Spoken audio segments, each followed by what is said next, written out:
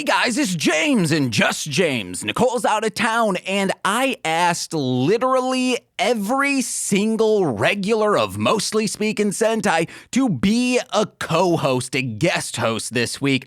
And I don't know how. It's February, still a pandemic, and somehow every single person either out of town, at work, have prior commitments. No one was available from a Thursday to a Monday. So I don't want you to go without, but I also want you to get some sweet, sweet kaiju content still thrusting into that vein of yours. Which one? You choose. Whatever one's your favorite, that's the one. Yes, that one. So what we are doing this week is over on the Patreon, patreon.com/MLM pod, Lil Corey and I, you guys already know this, we do a show called This Existed, where I show Lil Corey things that I've had a hard time explaining to other people exist. Well, a few weeks ago, we put out an episode discussing the North Korean tokusatsu kaiju movie Pulgasari. It has a baffling backstory behind it, and it's also a pretty cool movie. It's really rockin', baby. So that's what you're about to get. Now, if you would like to hear all of the This Existed episodes, or next month where Lil Corey and I are discussing all 4 movies in the 3 Ninja franchise, oh baby, I'm so excited. Go over to patreon.com/MLM pod, sign up, $5 gets you that great stuff. Also, if you're a $10 patron, I'm doing watch-alongs for all 4 of those movies that will be put out right before that. It's going to be a great time. Plus, if you sign up before the end of February, you get to go along with that sweet, sweet tokusatsu bundle giveaway where we're doing a giveaway for the Ultra Mega Trade Paperback Volume 1 Toei Spider-Man pop figure, 1 Sailor Moon and 1 Godzilla vs. Kong bag clip, and a Lord Draken, as well as a Rodan enamel pin. So yeah, guys, check that out. Full details are on the Patreon for that. I don't want to be without further ado, but we do need to shout out the $10 patrons this week. So let's begin with that, baby. Starting with Steve F., Eric Berry of Ranger Command Power Hour, Alex Z, The Waz, Orion, he's a rapper, D-F-O, Defo, check his stuff out, Kayla, aka Two Grapes, Tyler Wright, he's our friend, Elliot W, at Garlic Sunshine on Instagram for their amazing artwork, Jordan B, the Chaos Witch, and finally, Steve Barnes at Intro Void and the host of the podcast I do with him, Sweet Child of Time. Check that out. All of the cool stuff. So without further ado, now please enjoy This Existed with Lil Corey and I discussing the tokusatsu North Korean movie Pulgasari. 完成から12年封印され続けてきた幻の傑作が今解き放たれた。映画史に刻まれるこの歴史的事件を見逃してはならない。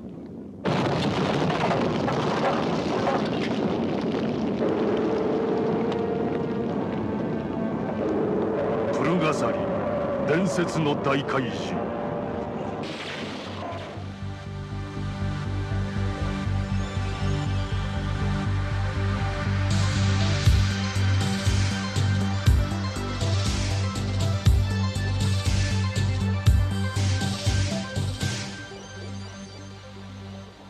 Oh, yes, guys. Welcome into, I would say, the new regime of This Existed, because my name's James. I'm Corey. And we've been indoctrinated by his glorious leader, Pulgasari. Sir.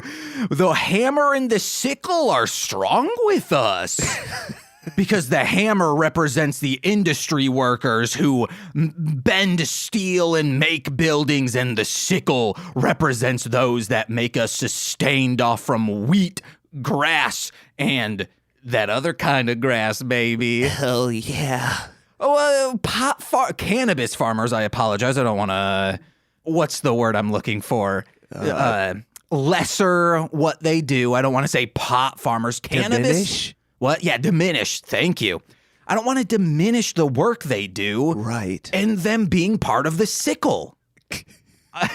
Little Corey's like, fuck, man. I feel like we've gone off the deep end already here. I really didn't know how to connect to that. Well, yeah, because you're a fucking socialist, not a communist. I know. I'm like, what if communism was for wussies? Oh, wait. Isn't that right? No. I thought you were like making that derogatory towards me and not towards you. No. Okay. Well, guys, I burped. I drank a lot of Dr. Pepper today because I'm on a diet. No sweets will I eat in 2022. Wait, isn't Dr. Pepper a sweet? Nope, not if it's diet.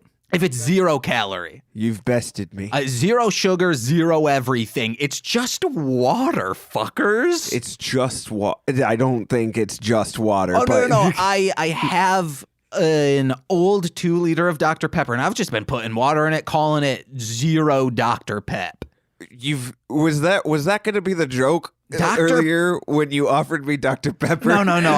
I do have Dr. Pepper 0. I have Dr. Pepper Absolute 0. The Kelvin scale is truly 0 here. I don't think so. I think water is on the Kelvin scale, isn't it? I mean, yeah. But like not at 0. Like there's like water has a spice level. Oh, no. The Kelvin's, you're thinking of Scoville. I'm thinking of the Scoville scale. Kelvins is another measurement of temperature, and absolute 0 is the coldest it can get. But Michigan and Illinois is like, hold my beer. I'll show them some shits that's colder. Absolute 0. You guys remember that meme? You remember hold my beer? We still got it, youngsters. Hold my beer, because I'm going to hear us talk today of Pulgasari. Guys, we don't have a lot of time to get into stuff. I'm on a diet, Lil Corey. I'm going to be on a diet. No sweets will I eat. My Yogi Bear collection is bumping. Hell yeah, it's nice up there. And this is the first time ever, and I love that we are recording this episode. This is February's episode before the January episode even is released. Oh, nice. We're banking it, which will banked, dude. You will find out why we're banking at the end of this episode. I'm billboarding it. Yeah. Do we have a billboard for this? Yeah, we're billiardsing it. James, I don't think we can afford a billboard. Yes, we can. Corey, talk in your normal voice. I need to drill that in, normal voice. My normal voice.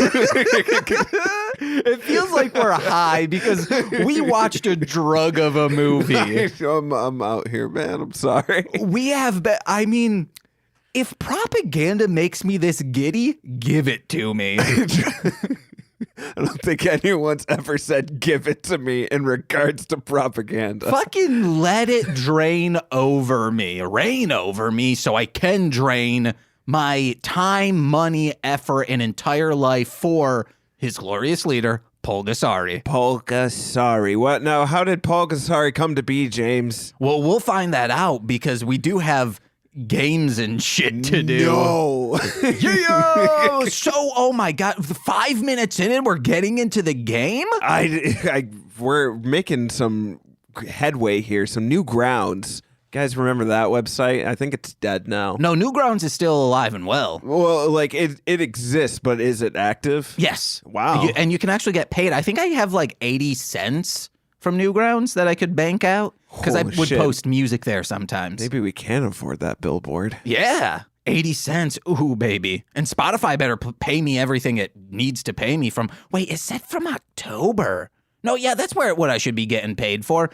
I think Spotify's not giving me all my money. Spotify sucks, from what I hear from an artist standpoint. What's that other one that's better? Tidal or Napster or all these other things. That's what I was thinking of. Yep. Guess what? They are now pretty much the same. Shit. Yeah. Even Amazon Music Unlimited touted itself as we're going to pay artists even more. But I think it was artists plus record labels who got in early.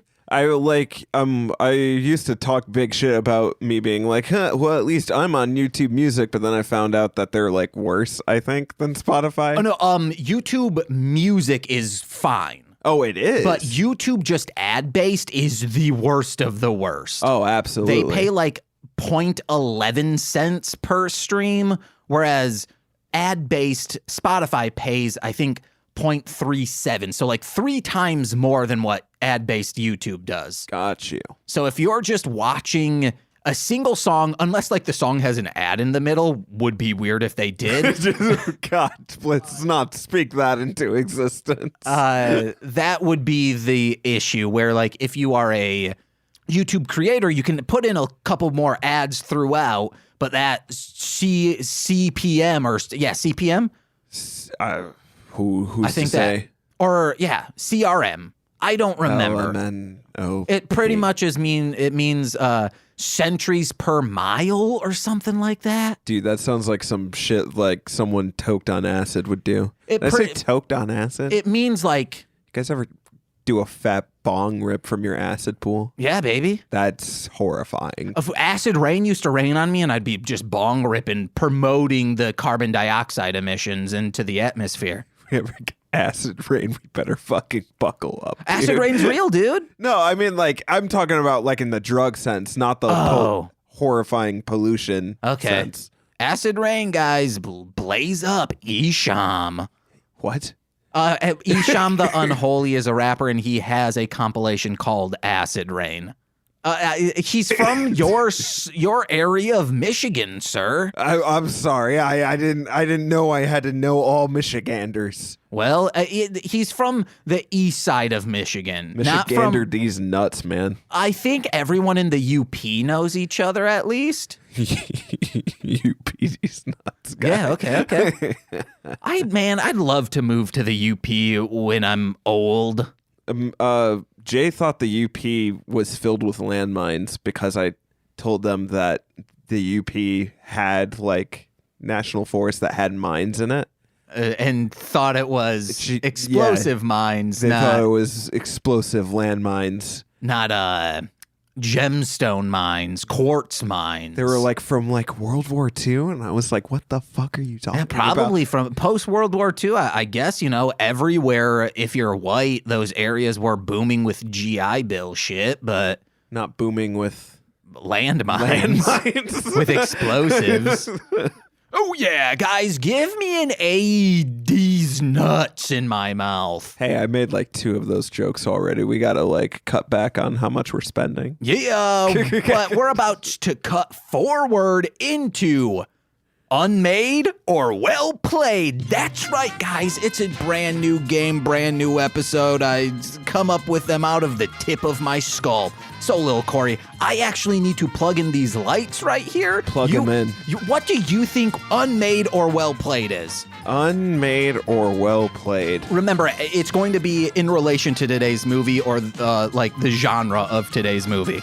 The only thing that's jumping to my mind as James plugs in these lights is there's this something that I was watching recently called D-Makes, which is where they take something and then they give it like an earlier retro vibe to it as if it came out way earlier than it did. So say like if something popular like Overwatch came out in the 80s. So I don't know if that has anything to do with the unmade aspect, but I know that Well Played is usually what I tell life when it kind of shafts me at the next turn at a big life choice. Am I like in the park at all with either of these? Nope, not at all. Damn it.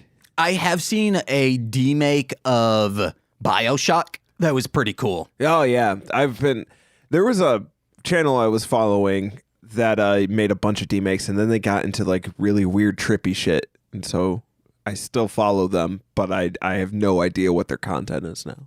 One of my favorite channels to follow is Adult Diaper Living. Hell yeah, dude, me too. All right. Daddy needs some huggies. Lil Corey, there have been a lot of weird Godzilla movies, and even weirder unmade Godzilla movies. Heard. Meaning people send in a treatment, or Toho hire someone to make something based off from a treatment, makes a script, and it just doesn't get made, either due to, this is a little too weird, or, hey, we chose something else. Like the Powerpuff Girls reboot. Yeah, I guess. Got you. So what I am going to do is read you a description, and You will have to say if that is an unmade script or an actual thing, an official licensed Godzilla property.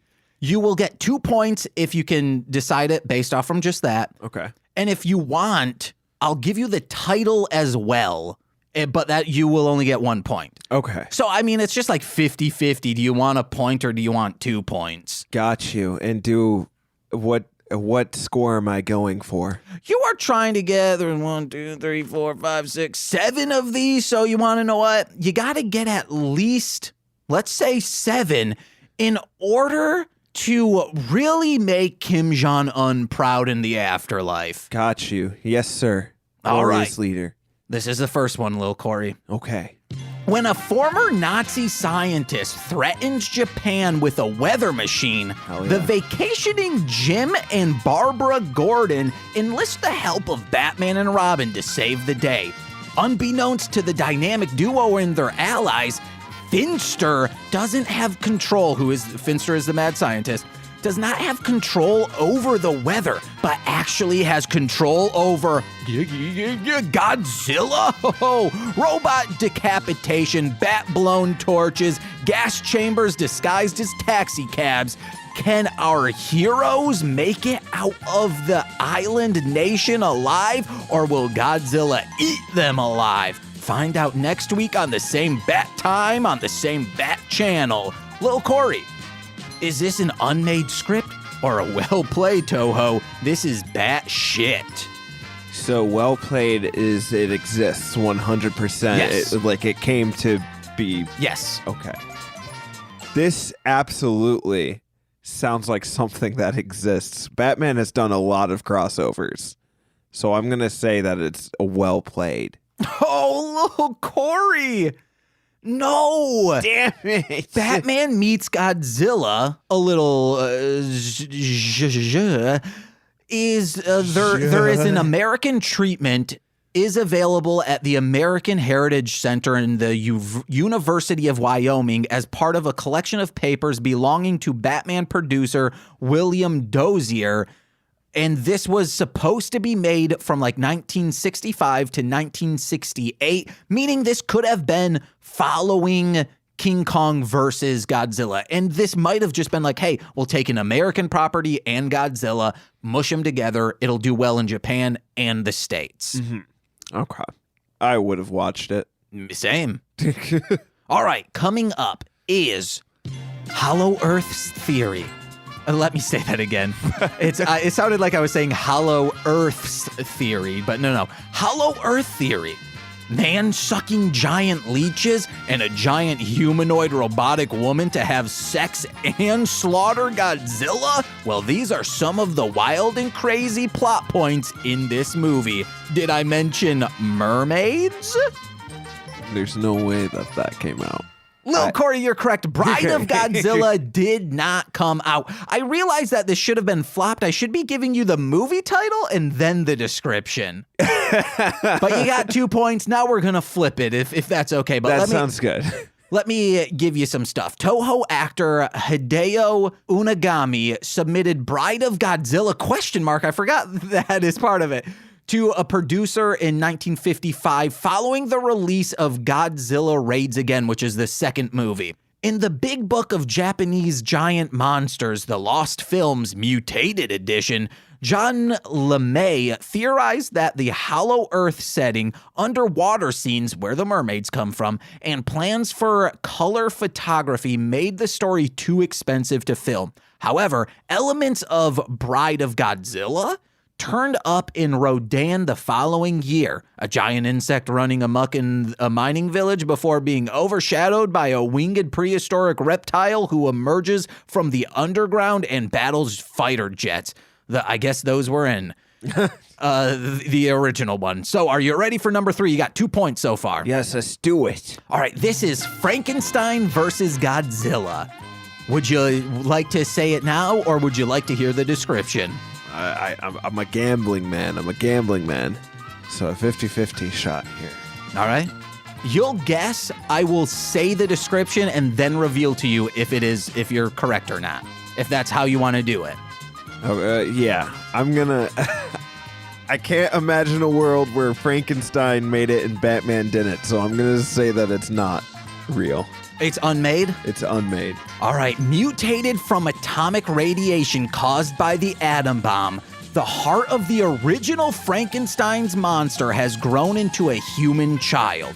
A scientist and his two colleagues make notice of the small boy when he becomes not so small due to the radiation making him a kaiju of him. Making a kaiju of him is what I have written down.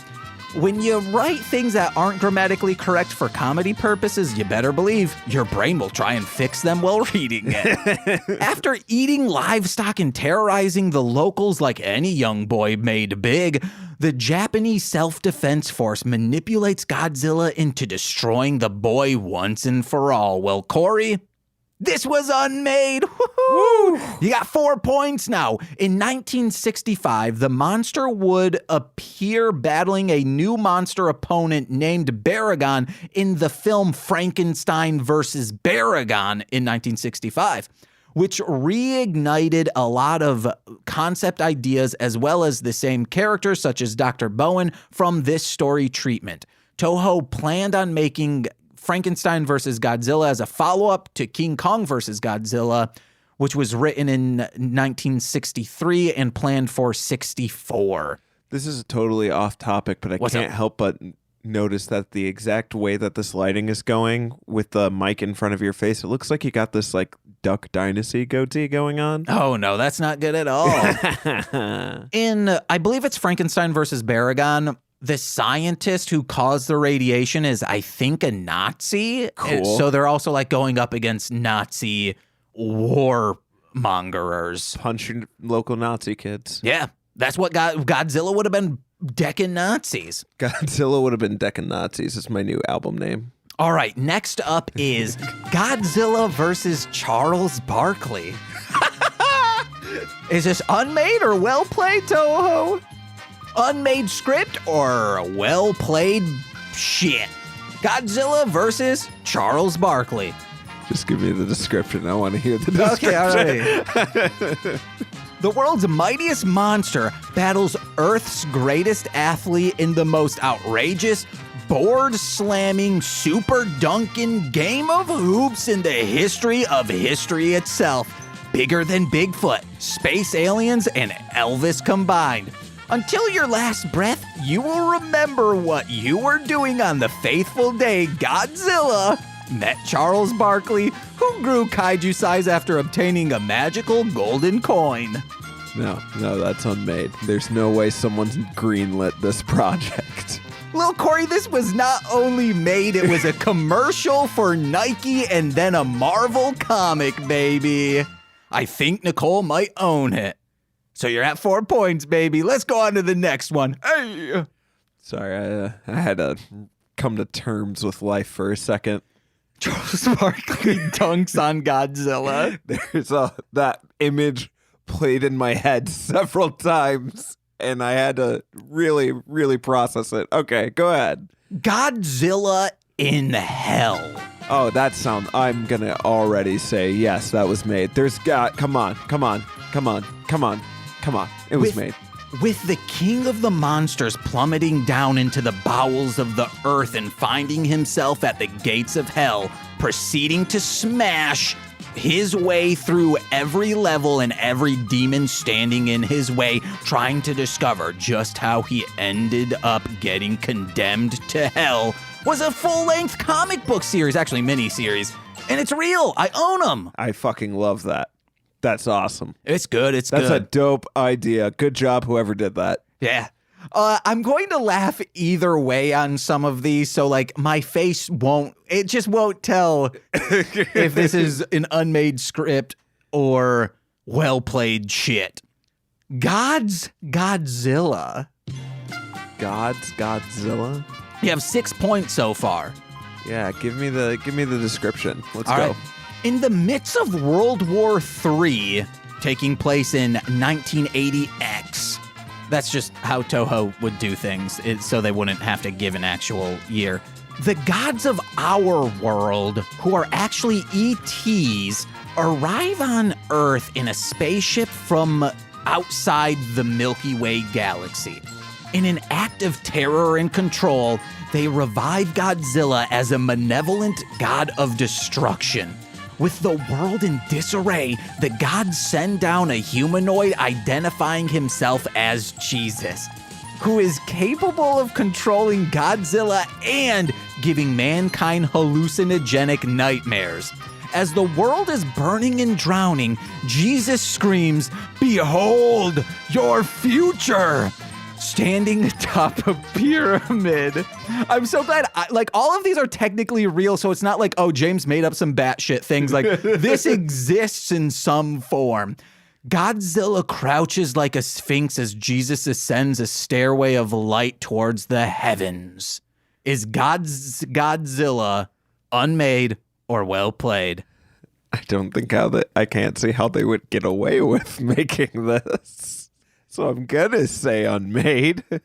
Lil Corey, Kim Jong-un is proud of you. Yes. You got 8, baby. Thank we have you, one Supreme more. Leader. So I'm gonna say if you can get 9, she's gonna give you a wet dream tonight. Hell yeah, dude, let's go. I need this next point. And if you get 2, guess what? It will be forceful. Oh. JC will wake up and be like, "Oh, what's wet? Did I pee myself?" My boxers are like glued to the ceiling.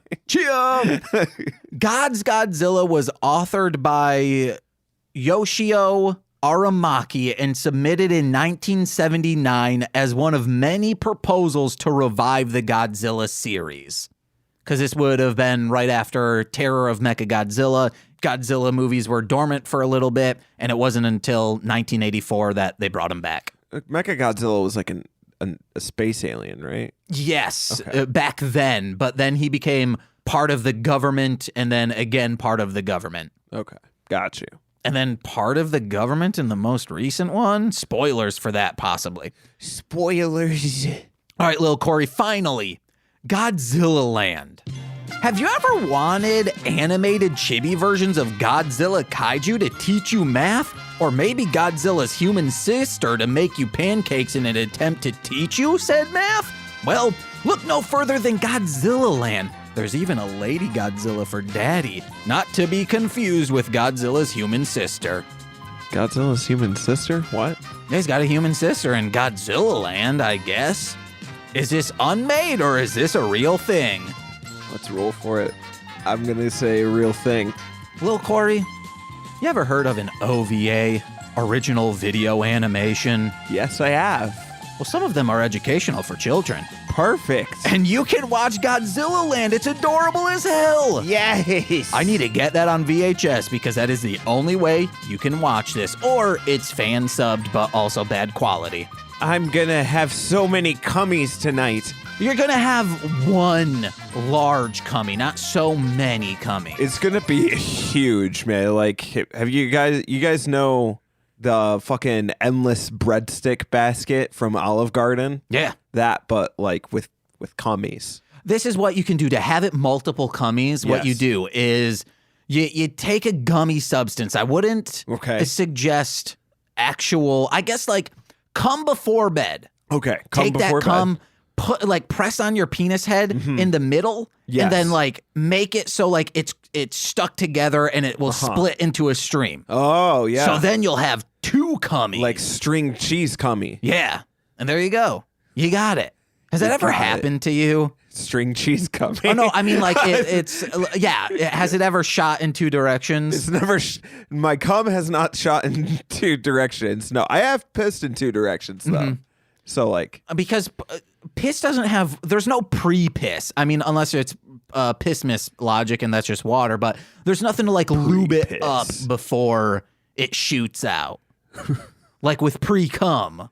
You're right. Because I think that like unless you do it like real quick. There's nothing that, like, there's no way that it's going to be split off. And even though I feel like I've done that before. What if you just take, like, a very tiny, like, sliver, like a wood splinter? Yeah. And you just kind of, like, wedge it gently. Or if your frenum is pierced and goes through the dick tip, that could split it.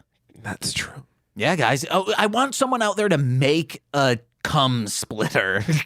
Guys, get on it. Put it on Shark Tank. Please. All right, sharks, this is my cum splitter.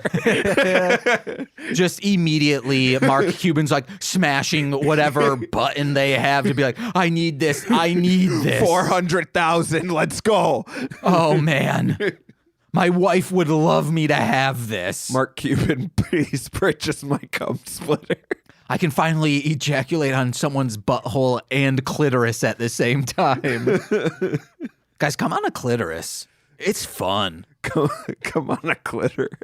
It's cool. That's my new catchphrase. Come on a clitoris. Or come on clitoris. Get to going. Get to going. Yeah.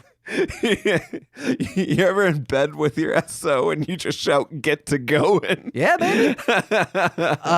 Nicole and I used to do, I used to do this to her when we lived together in Muskegon for a short time. Then we had a terrible roommate and she's like, I don't want to deal with this dude. I was like, that makes sense. Yeah. She would like come home and she'd be like, honey, I'm home. And then I was like, wouldn't it be funny if like, this is the scene. It's like a skit. And it's a man saying, honey, I'm home. And, you know, like a lot of, like in the 50s, pretty much like women were just like houseworking vaginas. And it's like, right. Honey, I'm home. And then it like pans to the wife, but it's just this huge vagina. And she just goes, shut the fuck up. I'm sick of you. And he's like, oh, let me kiss that lippy labia. Don't go, The labia is a beautiful thing. No, but it's not that. Oh, because it's giant. Yes, it's just a guy, like a man pressing into a large. I don't.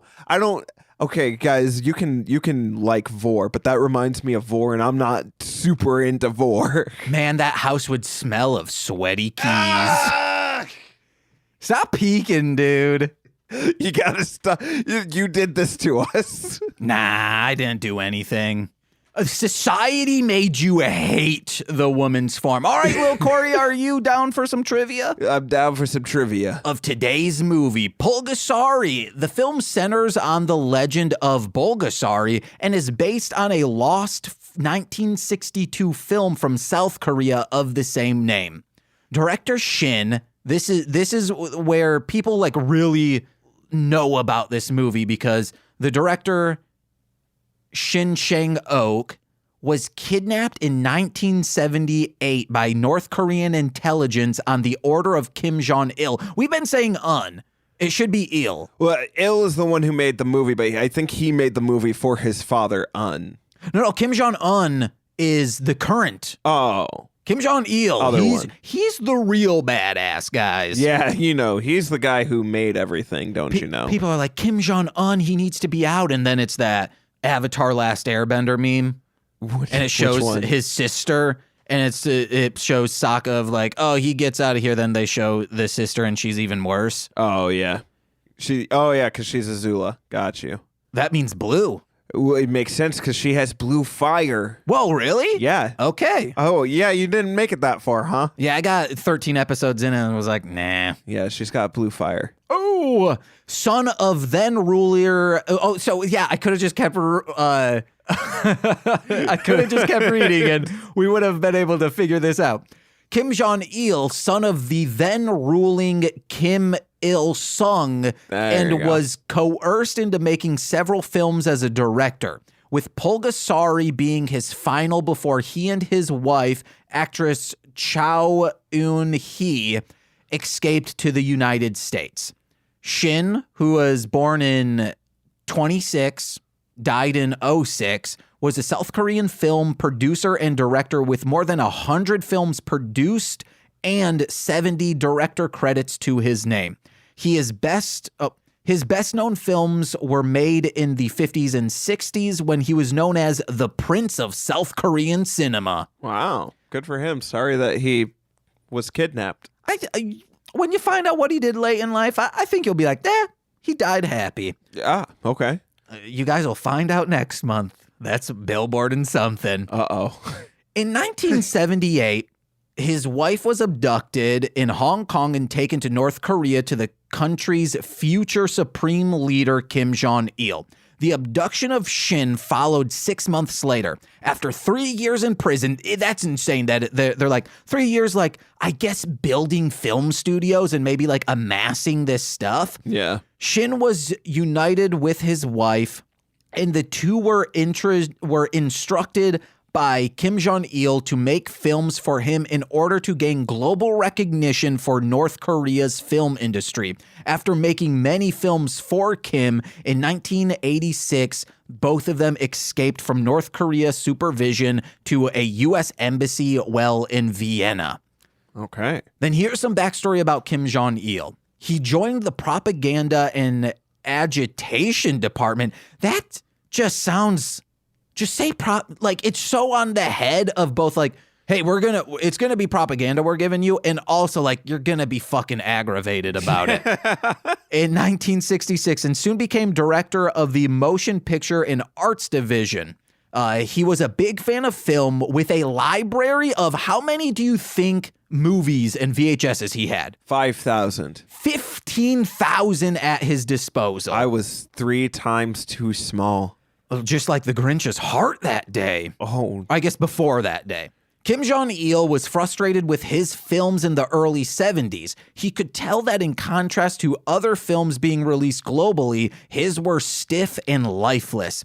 His diagnosis was a lack of enthusiasm from actors and crew. An author of Under the Loving Care of the Fatherly Leader, North Korea and the Kim Dynasty, this author explained this while quoting a 1983 tape recording of Kim, which states, the difference he suggested was that North Korean film industry people knew that the state would feed them even if they performed only meanly, so they didn't try hard. In quotes, because they have to earn money, Kim said, Southern movie industry people expended blood, sweat, and tears to get results, which is why I brought up there are so many extras in this movie, and that's because it was mandatory. Right. We talked about it on Shuffling the Deck, the Clash in Korea or Collision in Korea, I think is what it was called. It was WCW and New World Japan. I forget the Japanese promotion. They put on what is still to this day the largest attended match, and it was in North Korea because the North Korean government liked this wrestler that kind of brought over So some American wrestlers went there, and they were like, this was the most terrifying thing I had ever done and the weirdest experience I've ever had. Because when they went, it's 200,000 plus people. And like, what's his face? Eric Bischoff, who also put it on and was head of WCW at the time. Right.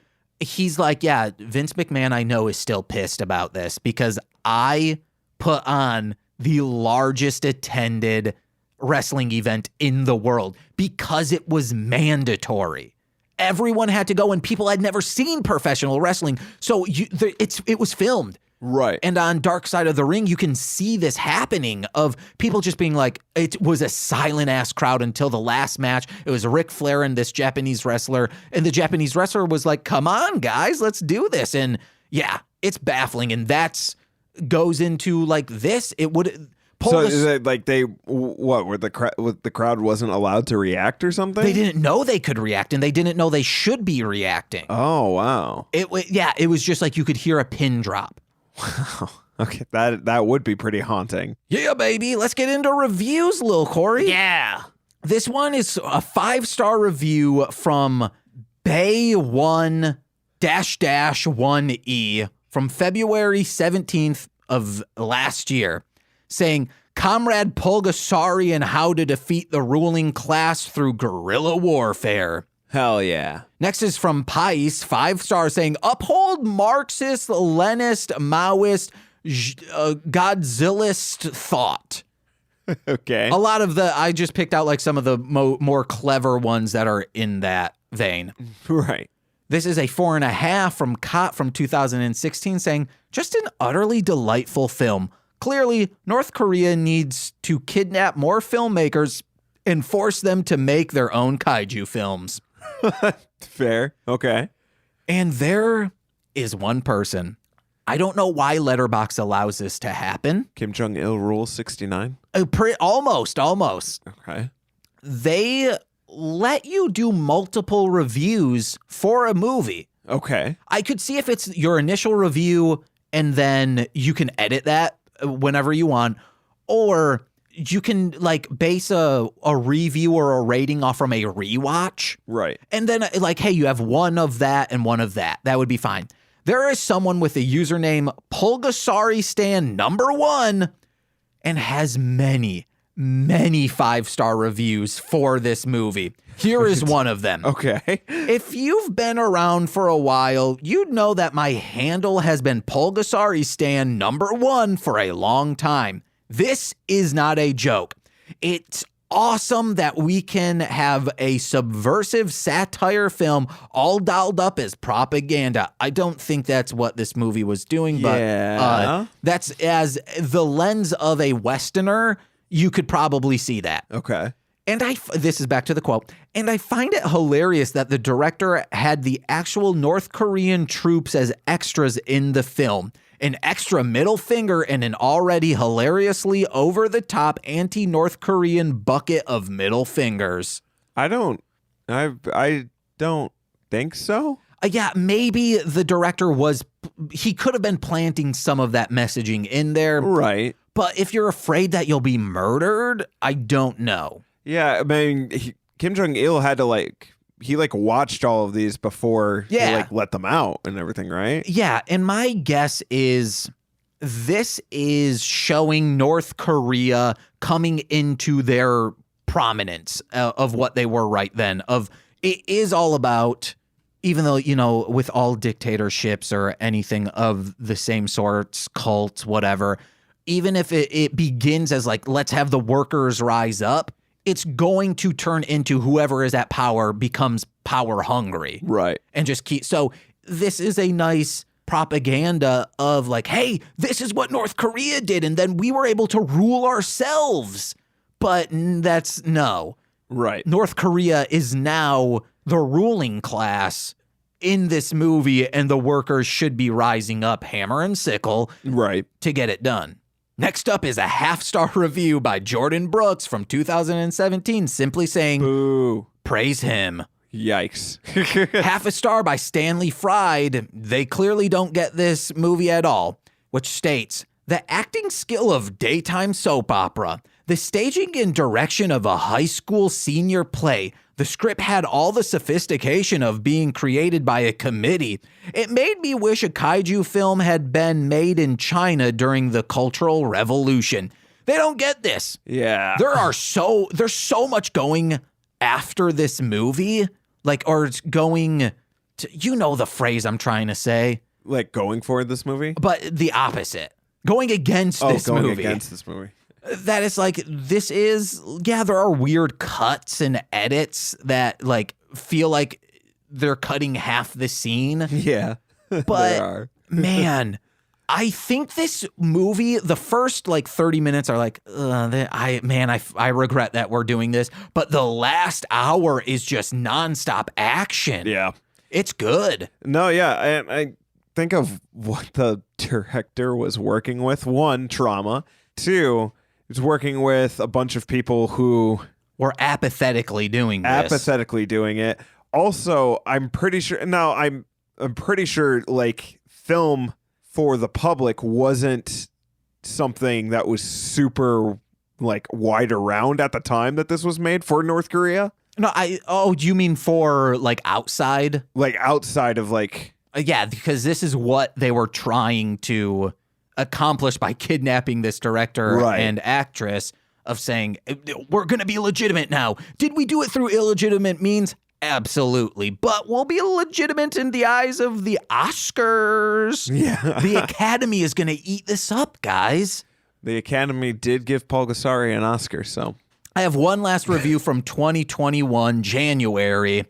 1.5 stars saying North Korean Godzilla made because the DPRK kidnapped a director. I mean, at least it's better than the Matthew Broderick Godzilla. North Korea just keeps winning. Glory to the Kim family.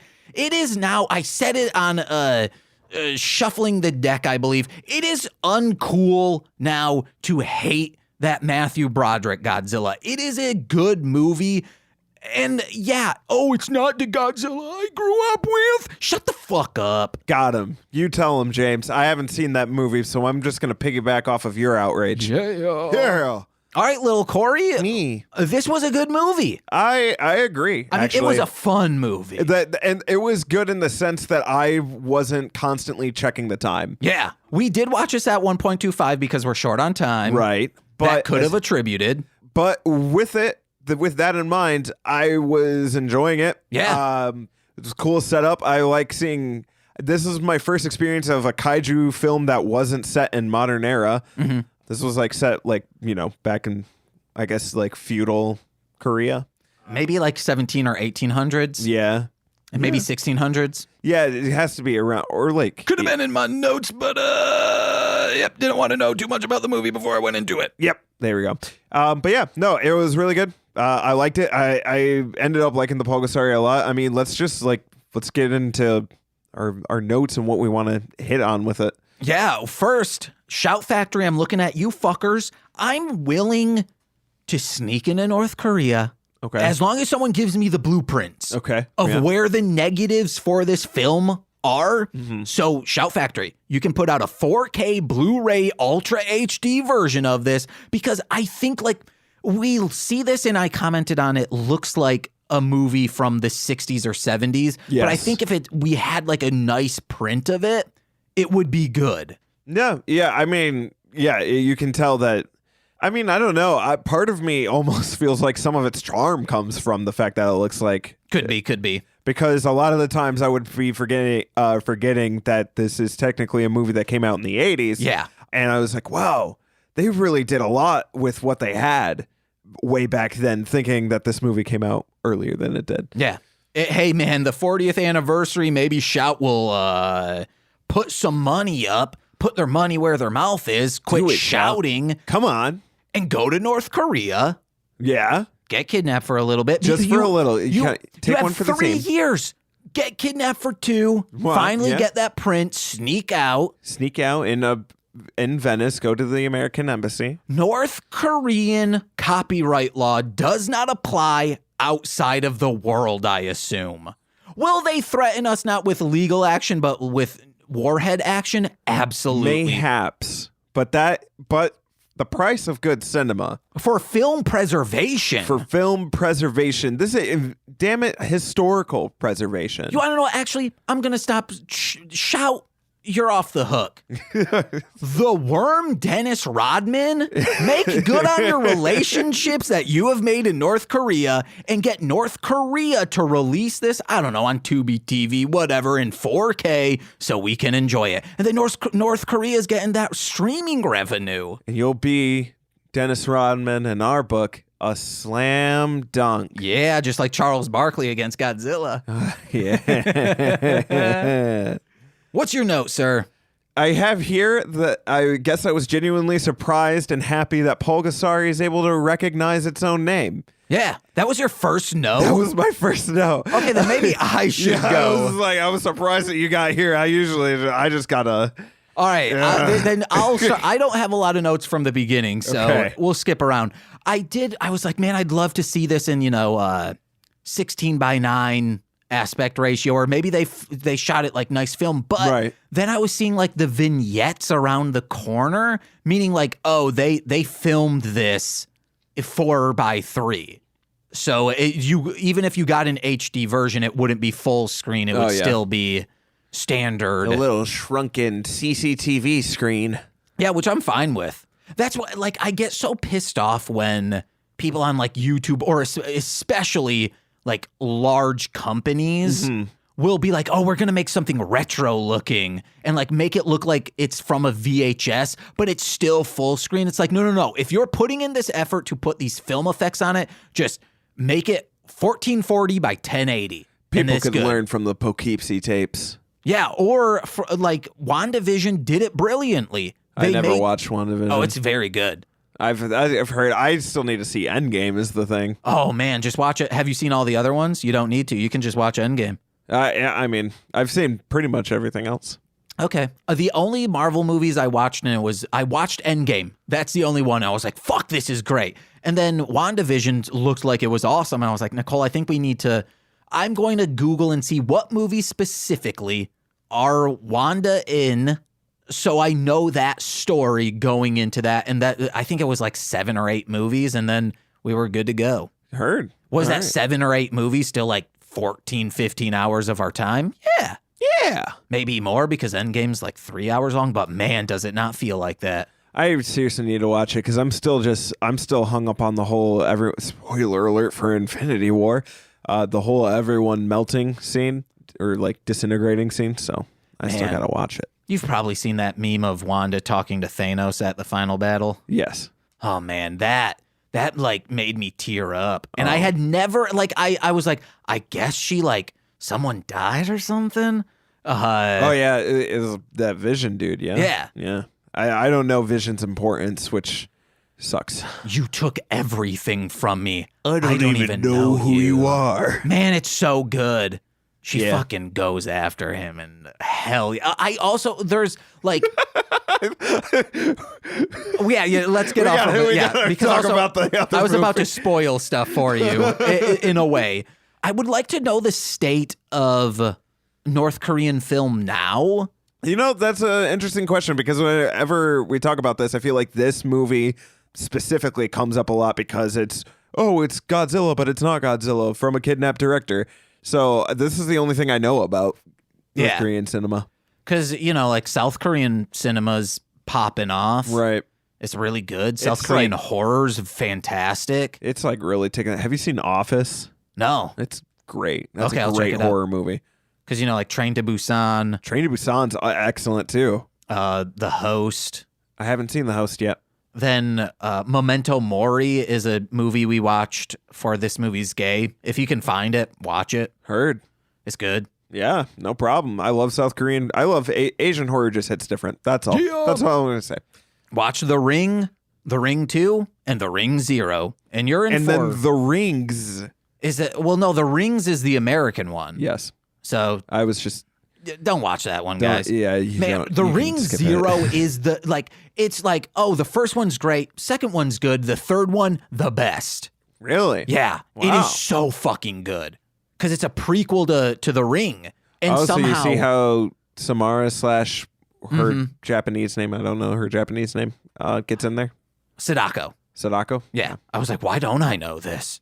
But no, Sadako. Then you can get The Ring versus The Grudge, which is like a campy version. Or am I thinking they have The Ring versus The Grudge? Yeah, it's the Sadako versus the... Really? Yeah. Joan? Yeah. Really? Yes. That it's a real exists? thing. Yes. Like a Freddy versus Jason? Yes. There's 2 of them. I kind of need to see this movie. I think they're on Shudder. Oh, boy. I'm ready. Let's go. So, guys, check those out. And then Tubi TV's got all the other Rings that you can watch, including Spiral, if you want to check out Spiral. Spiral, the dragon. Spiral, the dragon. So this starts out with what seemed, I thought they were weapons, but I think they were farming tools, but they were hidden. And I was like, oh. They were weapons. Oh, they were weapons. They were weapons, yeah. This, like, to North Korea, like, weaponizing the working class is the same as like, oh, you're hiding drugs from your parents. Yeah. Because the dad or the uncle was like, what are you doing? And he's like, I'm holding them for a friend, sir. Yeah. That's really what he says. And he drops a bombshell immediately, or it's like, I know you're the bandit leader, to his like nephew. Mm-hmm. And then everyone just kind of treats that as shit. Little Johnny's the bandit leader. That's disappointing. Yeah. And moves on with their day. Spoiler, the bandits, quote unquote, are the working class rising up. Yes, and they're the rebels, and the ruling class is calling them the bandits. Yes. And propagating that to everyone else of being like, yeah, they're bandits, don't trust them. And it's like, oh, well, wait, But they seem to be wanting to do good for us and not you, the king, and such.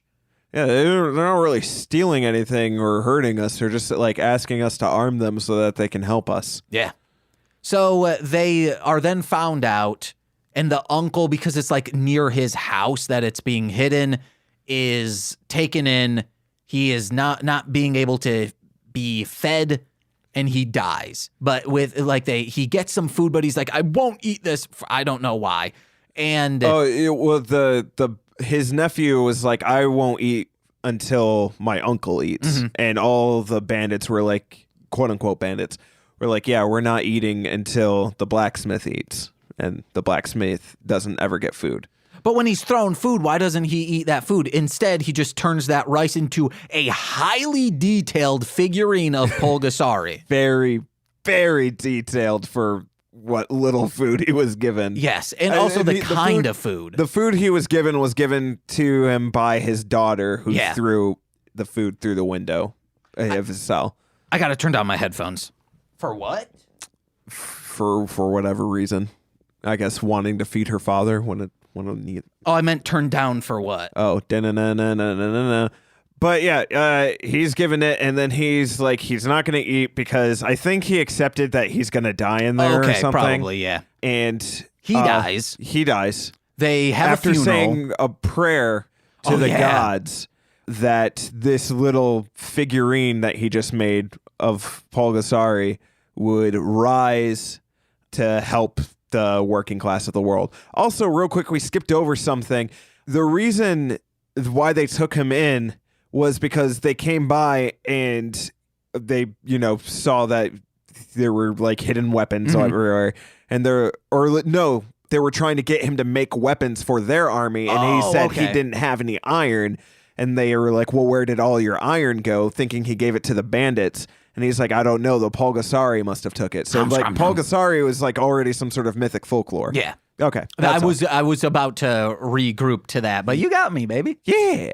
We talked about that detailed figurine, and I just want to say a quick story. We go to, before the world shut down, we would go to Chinatown a lot. Yes. Also, when I had an income, we would go to Chinatown a lot so I could buy Nicole food and awesome, cool stuff. Nice. And a lot of them have like jade figurines.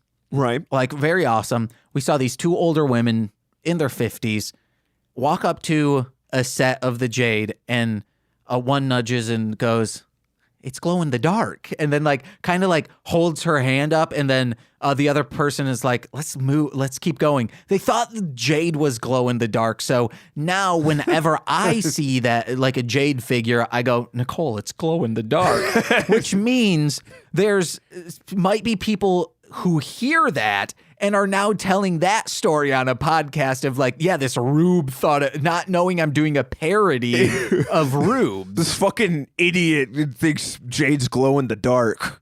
Whereas I am doing goddamn weebs. A satire, a parody even. It's a gaffe, sir. It's satire. And so, James, if I fart on mic, is that allowed? Please don't, because we are in a small room with the door closed. I sucked it back in. Okay, good. Okay. Do your kegels if you can't do that. What the fuck is a kegel? To strengthen your vagina muscle, but you can also do it for your butt. Oh, nice. Do it.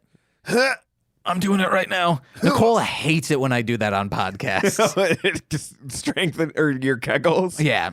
Okay, so they get the figurine, and the daughter's just has it safe kept while she's knitting some stuff or sewing, and punctures her finger, and so much blood comes out.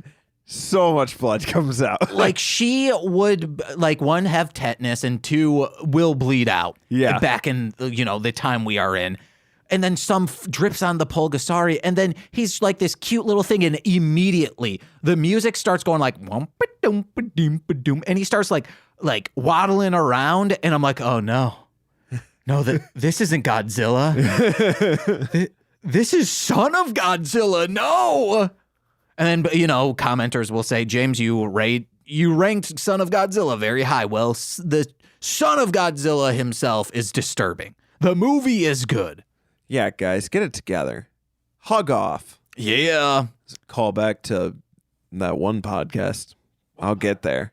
Oh, yeah, that's a very deep. I also started like screaming Trumpy because there's a movie called Pod People, I think is where it's from. Mystery Science Theater did a riff of it back in the day. And there's this character called Trumpy, and he just wants to eat potatoes. And I'm Trumpy.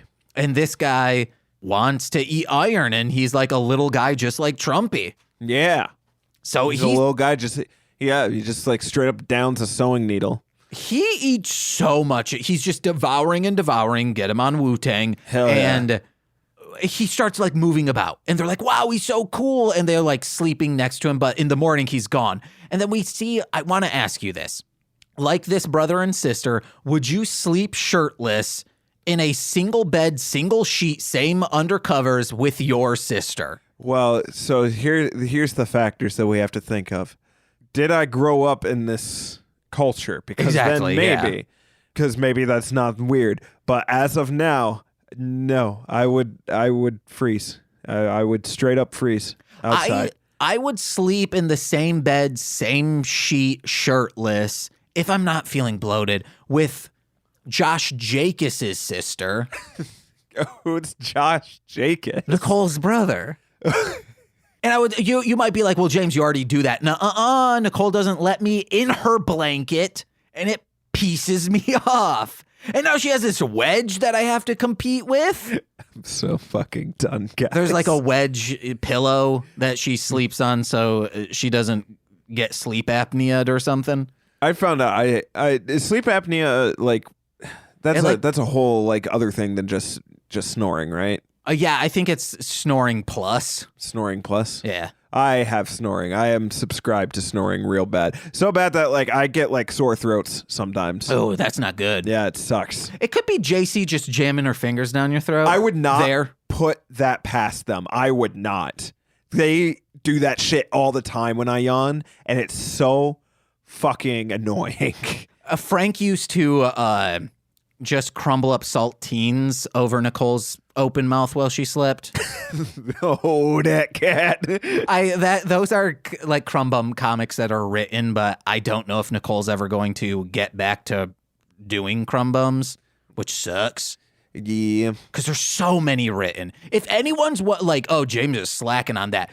I think last time I counted, and like I haven't like written any in a little bit, like 37 plus pages that she could, or 37 plus stories. Some are multiple pages.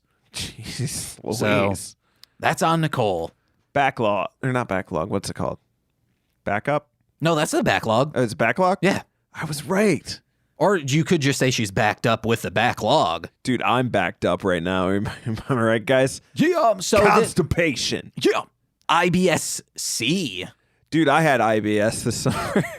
not to get too. Well, you have IBS-C right now. What's IBS-C? Constipation. There's also IBS-D, which is diarrhea.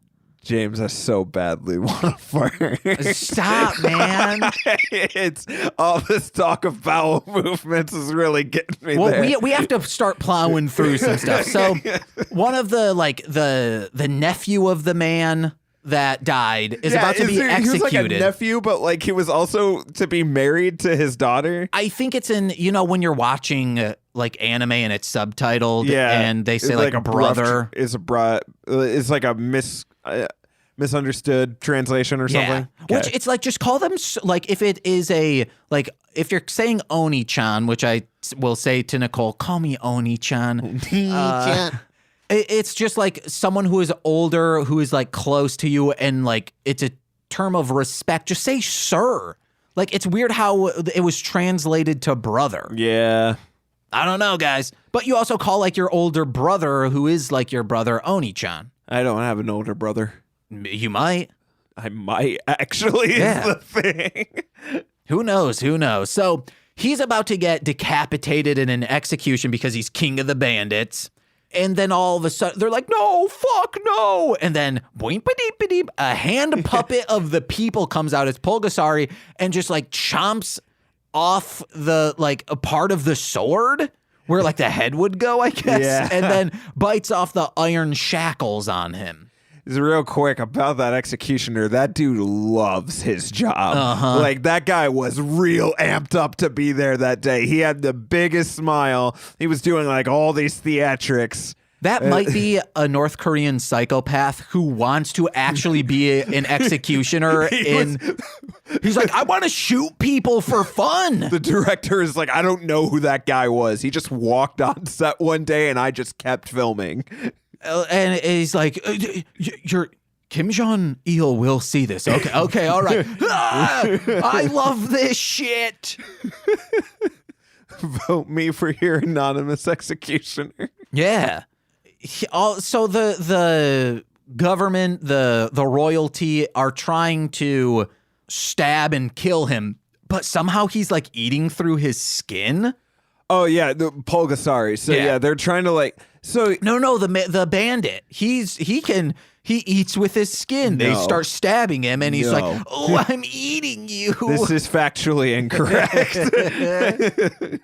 Yeah, they try to like. I don't think he's necessarily eating through his skin. Yeah, I know. It's just like knocking off, and because of budgetary constraints. I'm sorry, James. I just was trying to make sure people didn't know. I don't want them. It'll be like, oh yeah, I really want to see him. Confused. Yeah, and then we start hearing his growl. So it's well known within the toku community that it is, I think, a double bass string. Someone was holding had a leather glove and just ran their hands down a double bass string or a, stringed instrument. Right. Then they slowed it down, and that is Godzilla's roar. This is just a real dog. Yeah, I think so. They just made a dog aggravated, like playing tug of war with him. That's it. Guys, that was me tooting. Oh, I was like, he ate my pet. When was that said? They're like, dude, this dude's eating too much iron. And someone's like, he ate my pot. And we were like, oh, that dude's got the munchies. Dude, of course. Yeah. No wonder he's eating everything, dude. He's high as hell. He's high as hell. Let's get on his level. His human-like eyes are bloodshot, bro. This so scary. When a rubber kaiju has more life in their eyes than you do, because I got them dead sharks, be sad at the hand God dealt you. Be sad at the hand God dealt, or the hand that God dealt you. I like that line. That's my new album name. Actually, it's the name of my new solo in the middle of a track. Thank you. But also, did we get to the part where the quote unquote bandits raid the prison for prisoners? That's where we are just now. And I think there was a quote that you did and I laughed real hard at. They scream, I think after like getting prisoners like freed, they scream, attack the governor. And you said, Michiganders be like. Yeah. And unfortunately, no North Koreans said that be like that after seeing this. Yeah, unfortunate. Or maybe they did and we're unfortunate. We don't know, yeah. Yeah. Because it's a dark nation. Real quick, remember when a viral TikTok video accidentally caught a military coup in the background happening? No. Yeah. What is it? Myanmar, I think is the country or something like that. Well, there's just like a fitness or wellness TikToker in there, like doing a TikTok video. And like in the background, you can see like military reroute happening as the military was about to perform a coup. Damn. Yeah. So that was wild. TikTok be like. Attack the government. The revolution will not be televised. It will be TikToked. I'm trying to think of a good TikTok. Oh. Like Vine or meme. Not meme. Music. Trend. That's the thing. That's what you're thinking of. It's just that ICP song, the Hatchet Chop or whatever it is. Boogie Woogie Woogie. That one? No, not that one. That's the Boogeyman? We mentioned the scope of extras is vast because it's mandatory. They were like, I just need to find a competent general. And then I started screaming from the other room, Nicole, I'm always saying that. I always say I need a competent general. And she's like, he does. James, I would be your competent general. All right. Man, it's that easy, huh? General Store, Dollar General, General Motors. Oh, What kind of general are you? I'm just like an in general. Okay. Yes. You're a general in the Keyblade Army. Hell yeah, dude. Let's. Oh man, that means I die. Shit. No, I'm saying like after Kingdom Hearts 3, what's going on, you know? There's a. I'm sorry. What? There's a. What are you talking about? I'm saying, doesn't it end happily on Kingdom Hearts 3? Like the darkness is gone forever? Do you want me to tell you how Kingdom Hearts 3 ends? Yeah, I was reading an ICP comic today and I was like, this is just Kingdom Hearts. Yeah. Yeah. Minus, actually there is Disney in there because they kill Michael Eisner at a version of Disneyland, but not explicitly saying it. That's what we needed to do, James. I needed to have you play through Kingdom Hearts 3. I still need to replay 2 and everything in between. Yeah. Let's do it, dude. Come on, let's do it. But what were you going to say? Yeah, the cuts in the movie. I know we talked about that. Yeah. There's like, the government and the bandits are fighting now. Mm-hmm. And There's so many fucking people. there's so many extras because this is mandatory. But like, there's like this whole scene where the general's like, okay, we're going to go into the mountain and we're going to fight them there.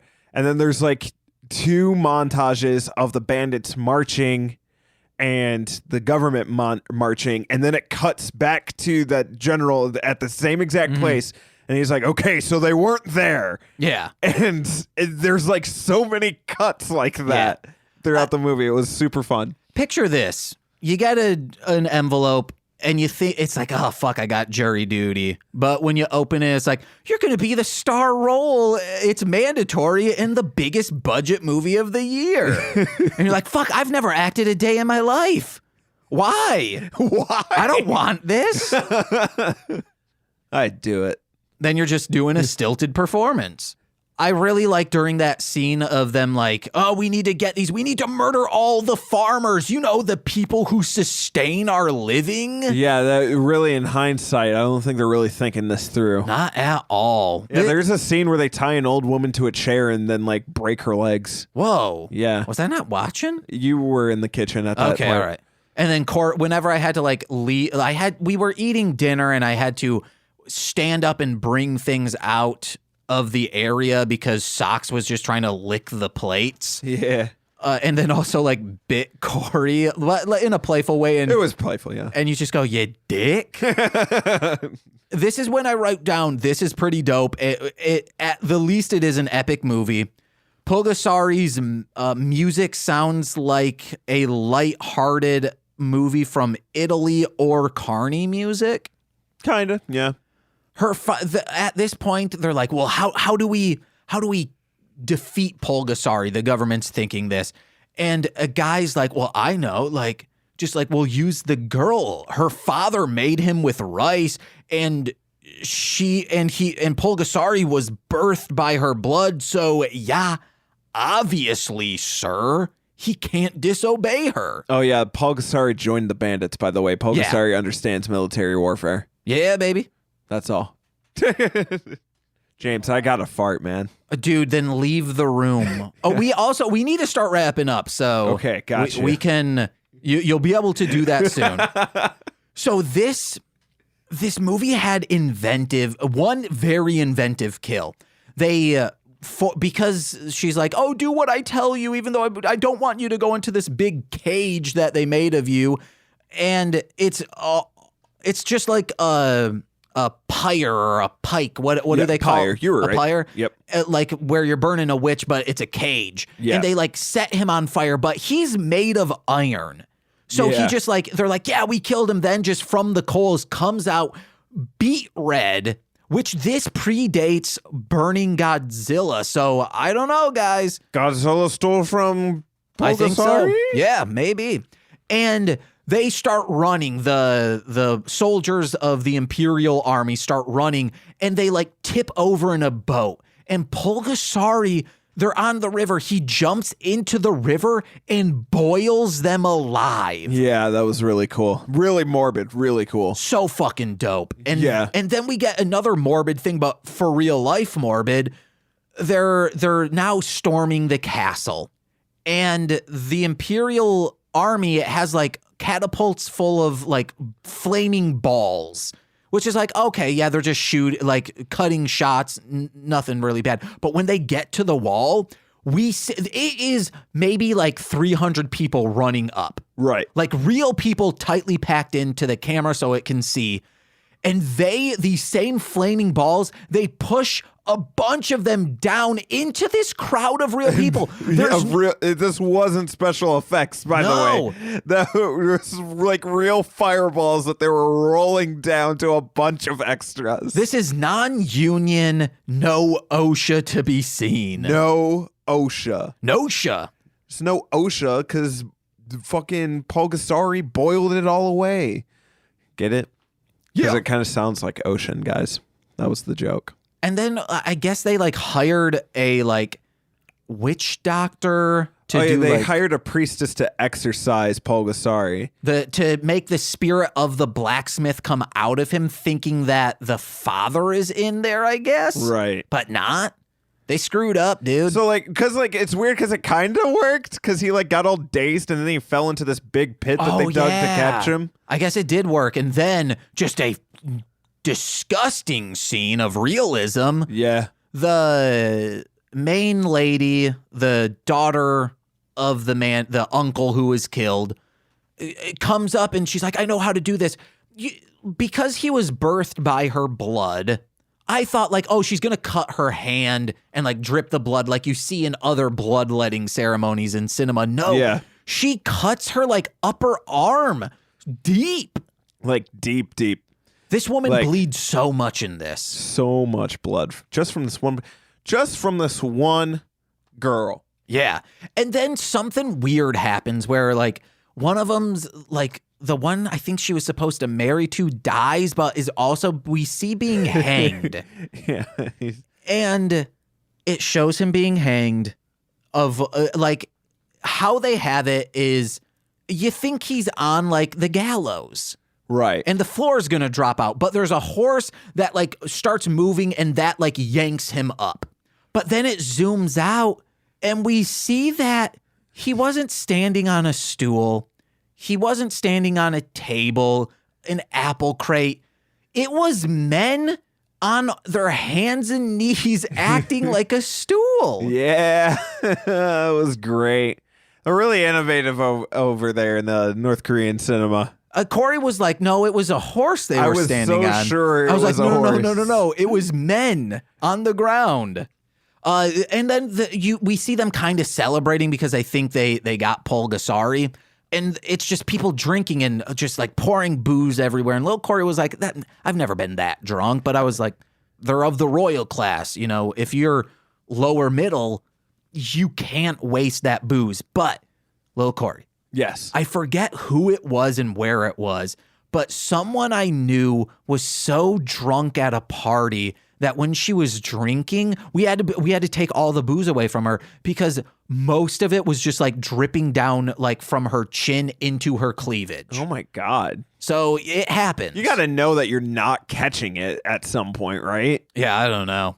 Then we find out that because all the generals have been exhausted, we don't have any good ones. Someone's like, there's an inventor creating a weapon that will destroy it. It's just a cannon. Yeah, he made a cannon. That backfired so hard because they shoot it at Pulgasari, doesn't do anything. Shoot it into his mouth and they're like direct hit, like in a porno movie. And he's like, oh, I eat iron, but I can also spit it out, and just starts shooting cannon fodder out of his mouth. Yeah, it was like pretty dope. In a cartoon, he stomps out that one guy, the king, and it's very gory. Yeah. Then he's just left to eat all the iron, and he's hungry and just aimlessly looking, and they're like, hey, we could have him eat the big guns. And I was like, I wish I could eat a big gun. And I was like, yikes. And how the movie ends, do you want to describe how it ends? Yeah, so basically the movie ends with them like, oh, well, okay, so now that they're dead, he's still hungry. He's still eating all the iron, and they got right back to the point where the farmers were losing all their tools again because he's eating them all. And so the woman's like, to think that Pulgasari would live long enough to become our enemy. If like the Joker. Yeah. If we continue like this, we'll have to invade other nations, and it'll be war all over, all the time, and then humanity will eventually perish because Pulgasari's hunger is insatiable. So we have, I have to get rid of him, and there's only one way that I can do that. And so she rings a gong, or like a large bell. That's made of iron. That's made of iron. And then to wake him up, but before he gets there, she hides in the bell. And he goes over, he picks up the bell, kind of crumples it all together so that he can eat it. But she doesn't get crushed at any point for some reason. She should, though. She should. But then he eats it, which I guess in the long run, I guess eventually she does get crushed when he eats it, but whatever. And then once he eats it, since he killed her and her blood is spilt and everything, I guess whatever made him is broken, and he crumbles away into dust. And then we see her there, and like some sort of light, I'm guessing the light from Pulgasari or something, whatever's energy was inside of Pulgasari, exits him, enters her corpse, because she doesn't ever wake up, and that's the end of the movie. Yeah, baby. It would be like if you were making stuffed peppers in the oven and you had them wrapped in tinfoil. Yeah. If you crinkled that tinfoil, it's going to burst out with greasy pepper juice. Agreed, yeah. And that's what her blood would have done. But it didn't. Lil Corey, if you were to rate this movie out of 5 stars on Letterboxd, what would you give it? I would give it, I would, at 1.25 speed watching it in mind, I would give it a solid 3.5. Lil Corey, that's exactly what I would give it. Nice. Well, Lil Corey, I billboarded because the director and his wife were able to escape to the United States. Right. That's pretty happy cool. ending. When you're a creative, you got to keep creating, though. I want to know where this is going. What did they continue to create? Well, one of his last directing role, I believe, will be part of next month's 4-week-long This Existed, because this man went on to direct one of the 3 Ninja movies, baby. Oh, yeah. Guys, this is the announcement. In March, all 4 episodes, all 4 Fridays, we will be watching 3 Ninjas. 3 Ninjas Knuckle Up, 3 Ninjas Kick Back, and Sean Marciniak will be on for 3 Ninjas at High Noon Mountain, or whatever the hell it's called, because Hulk Hogan's in the movie. Brother. Yeah, so guys, get ready for that. Oh man, I'm so excited. They are batshit movies, and I'm loving We're that. jazzed over here. And this is because Lil Corey many episodes ago said he had never seen a 3 Ninjas movie, and I was like, still haven't. I was like, man, there are 4 of those. But I don't want to do just all 4 throughout. Like, I don't want to span this for 4 months. Let's do it 1 month, which is why we're recording this so early, because we got to bang some episodes, baby. Gotta bang them. And Nicole's very excited that she won't have to do any Patreon recordings that month. So guys, get hyped for that. And I already know, I think if we do this again, maybe like next March, I think Critters will, because there are 4 Critters movies. What is a critter? You'll find out, baby. Okay. I've been James. I've been Corey. And we've existed. Is that our sign off? I like it. All right. We've existed. And this has existed. See you guys. Bye. Bye. Can I fart now? Oh my God. Please go in the bathroom to do it. Oh, James, you have so many rolls in your house. This is being left in the show.